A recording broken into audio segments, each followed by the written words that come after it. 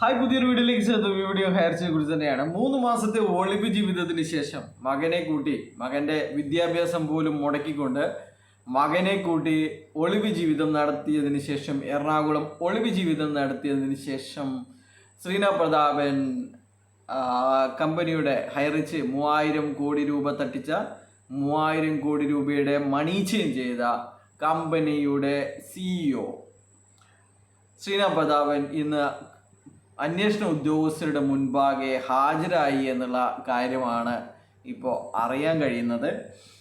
രാവിലെ മുതൽ വക്കീലുമായി ഹാജരായ അവർ എല്ലാ കാര്യങ്ങളും തുറന്നു പറഞ്ഞു എന്നാണ് മനസ്സിലാക്കുന്നത്. അപ്പോൾ എന്നാൽ പുറത്തു വരുന്ന വാർത്തകൾ വളരെ വ്യത്യസ്തമാണ്. അവർ പറയുന്നത് എല്ലാം തന്നെ വ്യാജ പരാതികളാണ്. നമ്മളെല്ലാവർക്കും 5 ലക്ഷം ഇട്ടവർക്ക് 55 ലക്ഷവും 10,000 ഇട്ടവർക്ക് 30,000 കൊടുത്തതിൻ്റെ തെളിവ് നമ്മുടെ കയ്യിലുണ്ട് എന്നൊക്കെയാണ് കമ്പനിയെ തിരിച്ചു കൊണ്ടുവരാൻ വേണ്ടിയിട്ട് പിന്നിലൂടെ നടപടികൾ നടത്തുന്ന ചില ആൾക്കാരൊക്കെ പറയുന്നത്. അപ്പോൾ പിന്നെ പറഞ്ഞിട്ട് കാര്യമില്ല. അപ്പോൾ വളരെ FIR ഇട്ടവർക്ക് വളരെ ആശ്വാസകരമായ ചില കാര്യങ്ങളും അതിൽ ഉണ്ടാവും എന്നുള്ളതാണ്. എന്തായാലും 11-ാം തീയതി കോടതിയിൽ ചില കാര്യങ്ങൾ സംഭവിക്കാൻ പോവുകയാണ് എന്നുള്ളതിൻ്റെ സൂചനകൾ നമുക്ക് ഇപ്പോൾ നൽകാൻ സാധിക്കും. 11-ാം തീയതി കോടതിയിൽ ചില അതിപ്രധാനമായ തുറന്നു പറച്ചിലുകൾ കമ്പനിയുടെ ഭാഗത്ത് നിന്ന് ഉണ്ടാവും, അത് പ്രതീക്ഷിക്കുന്നു.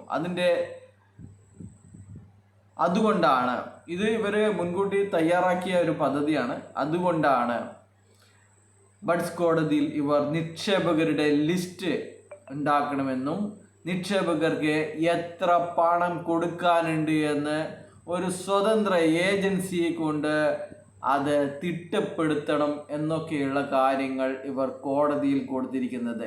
FIR ഇട്ടവർക്ക്, പരാതിക്കാർക്ക് എത്ര പണം കൊടുക്കാനുണ്ട്, നമ്മുടെ ആസ്തികൾ എത്രയാണ്, എത്ര ഇവർക്ക് പണം കൊടുക്കാനുള്ളതിൻ്റെ കണക്ക് കൃത്യമായി നമ്മളെ ബോധിപ്പിക്കണം എന്നുള്ളതിൻ്റെ കാര്യങ്ങളൊക്കെ ഇവർ ബഡ്സ് കോടതിയിൽ കൊടുത്തതിൻ്റെ കാരണം എന്ന് പറയുന്നത് ഇതൊക്കെയാണ്.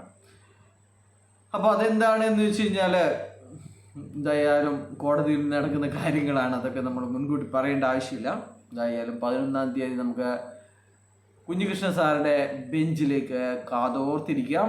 വളരെ സന്തോഷകരമായ വാർത്തകളാണ് ഉണ്ടാകാൻ പോകുന്നത് FIR ഇട്ടവരെ സംബന്ധിച്ചിടത്തോളം.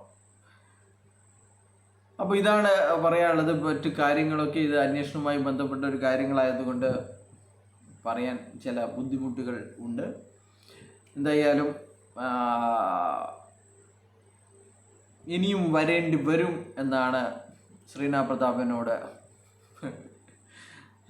പോലീസ് പറയാൻ സാധ്യത എന്നാണ് മനസ്സിലാക്കുന്നത്. ബൈ.